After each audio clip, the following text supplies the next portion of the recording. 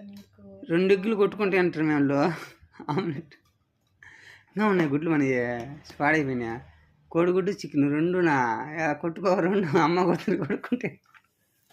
chicken పచ్చడి deep fry లాగా chicken పచ్చడి ఈరోజు మొత్తం ఫ్యామిలీని తినేస్తున్నాం నువ్వు చికెన్ వాళ్ళ కూతుర్ని ఆమ్లెట్ని 2 చికెన్లు తినేస్తున్నావు నువ్వు నీ ప్లేట్ ఏది ఆల్రెడీ వాట్ అయిపోయిందంట